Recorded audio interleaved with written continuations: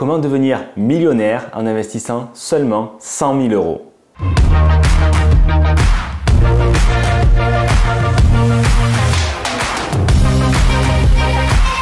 Hello à quoi?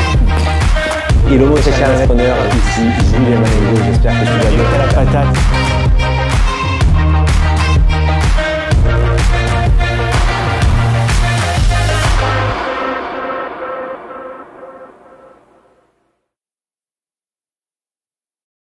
Hello mon très cher investisseur, ici Julien Malengo, j'espère que tu vas bien, que tu as la patate. Moi je suis ravi de te retrouver comme dans chaque nouvelle vidéo. Et aujourd'hui on va parler des petits budgets parce que c'est des remarques, des commentaires que je peux recevoir. Souvent on voit ouais mais pour diviser une maison, pour acheter un immeuble il faut 300, 400 000 euros. Et du coup comment est-ce qu'on fait quand du coup on a 100, 150 000 euros de capacité de financement parce qu'on a des salaires du SMIC ou de 1500, 2000 euros.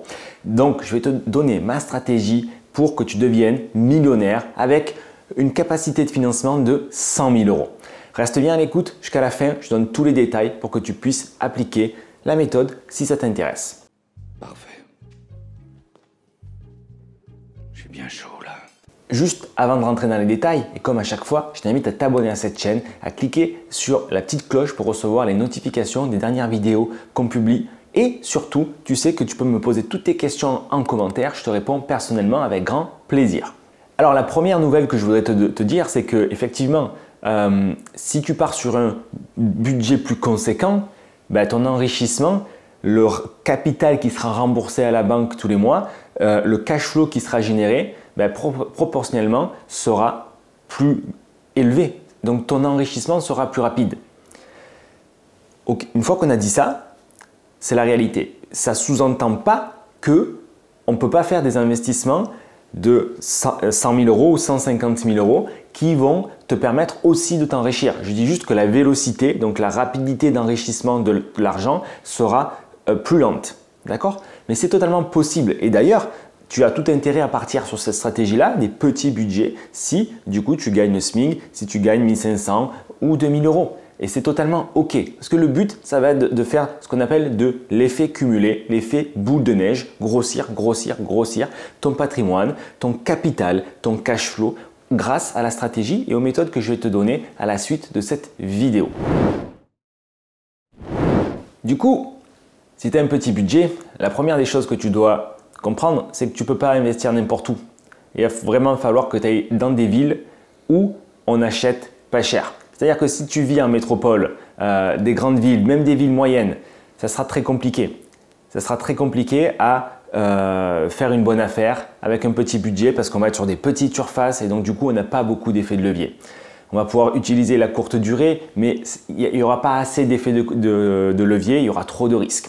Donc du coup, mon conseil c'est de t'excentrer. Tu dois trouver des villes à moins de 2000 euros, vraiment pas cher, où il y a quand même une demande locative, en meublé, du tourisme, des activités industrielles. D'accord? Donc trouve la ville la plus proche de chez toi qui te permet, dans ton secteur, tu définis si c'est 2 ou 3 heures de voiture, d'acheter au prix au mètre carré, en moyenne, le moins cher pour une certaine densité de population. D'accord? Donc trouve cette ville-là et il y en a partout en France. La ville la moins chère qui te permettra d'acheter en moyenne le prix mètre carré le moins cher et surtout de louer, comme je t'ai dit, à des étudiants ou, alors étudiants, ce n'est pas forcément des universitaires, ça peut être des petites écoles, des lycées ou à du tourisme ou s'il y a un bassin industriel.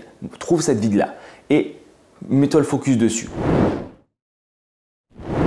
Une fois que du coup tu as identifié la ville la plus proche de chez toi qui te permettra d'acheter à ces conditions-là, il va falloir que tu vises des petites surfaces, pas des appartements, mais on est sur des petites surfaces, c'est-à-dire oublie les 200 ou 300 mètres carrés, ça ne passera pas dans le budget.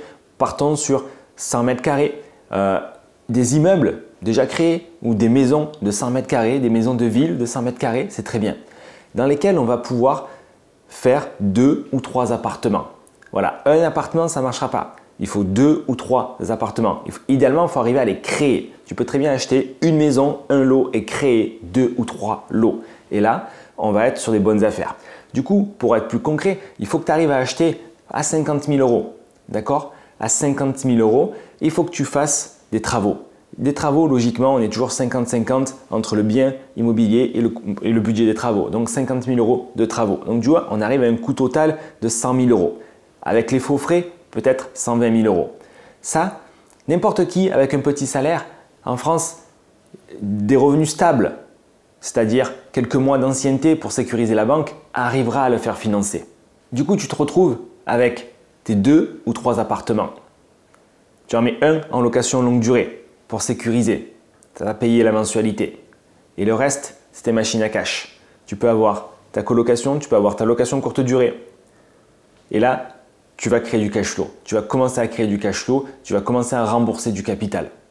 Et comme ça, ça marche. Et du coup, on arrive avec un appartement, avec de la courte durée, c'est mathématique, tu arrives à générer 500 000 euros de cash flow net tous les mois. Même avec 120 000 euros investis au départ. Ça va seulement dépendre de la ville dans laquelle tu vas aller. D'accord? Donc seulement, il appartient à toi de te donner les moyens d'aller dans cette ville qui, compte tenu de ton budget, peut te demander de faire un petit peu plus de route.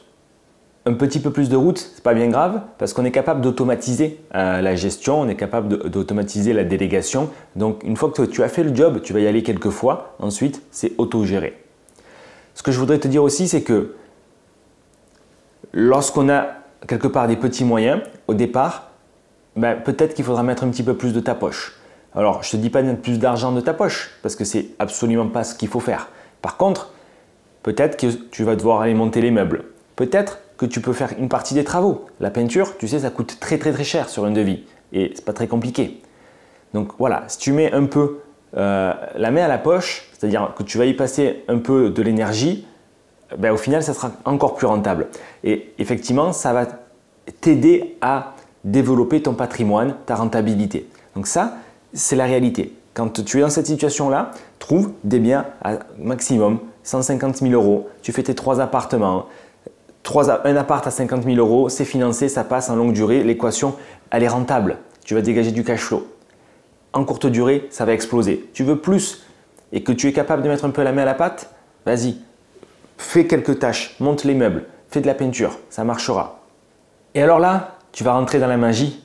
Dans la magie, à partir du moment où tu auras trouvé ce bien et tu auras mis les locataires en place, qu'est-ce qui va se passer? Si tu as bien négocié avec ton banquier, tu es en différé bancaire. C'est-à-dire que tu as 2-3 ans de différé, c'est-à-dire que tu ne rembourses pas du coup le crédit. Du coup, tu vas encaisser 2-3 000 euros tous les mois de recettes locatives. D'accord? Donc là, c'est de l'argent que tu vas économiser, tu vas te faire une trésorerie phénoménale. Donc c'est là que ton enrichissement se concrétise concrètement. Quelques années plus tard, tu vas commencer à rembourser le prêt, le capital.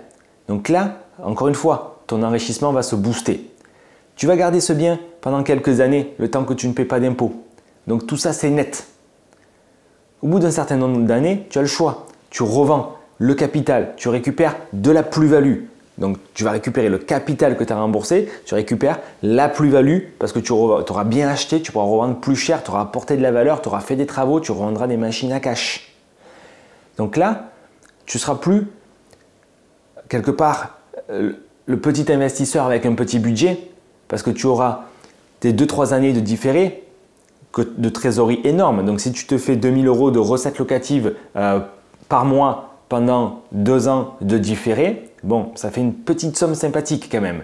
Plus le capital qui aura été remboursé pendant les 5-6 ans du coup de déficit foncier où tu ne paies pas d'impôts.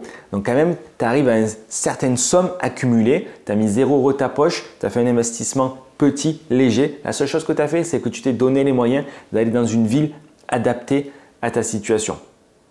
À la fin du déficit, je te l'ai dit, tu as le choix. Tu peux continuer à le garder et accepter de payer un peu d'impôts ou alors tu revends et là tu empoches le pactole. Et du coup, tu recommences et tu repars sur un autre projet. Et c'est comme ça que tu vas développer ton patrimoine petit à petit, 100 000 euros. Et la fois d'après, peut-être que tu vas passer à 200 000 euros. Et celle d'après, tu passeras à 300 000 euros. À chaque fois, on a les effets de levier, le différé, le déficit, le capital remboursé, le cash flow. Ça s'accumule, ça s'accumule, ça s'accumule. Et en 4-5 opérations, tu arrives aux millions d'euros de patrimoine. Voilà. Dis-moi si tu as la moindre questions en commentaire, je te réponds avec grand plaisir. C'était Julien Malengo. Je te rappelle aussi que en description de cette vidéo, tu vas trouver des PDF qui te expliqueront exactement quoi regarder lorsque tu veux sélectionner la ville, lorsque tu veux faire tes visites pour savoir sur quel type de bien te projeter. Ciao, à bientôt pour une prochaine vidéo.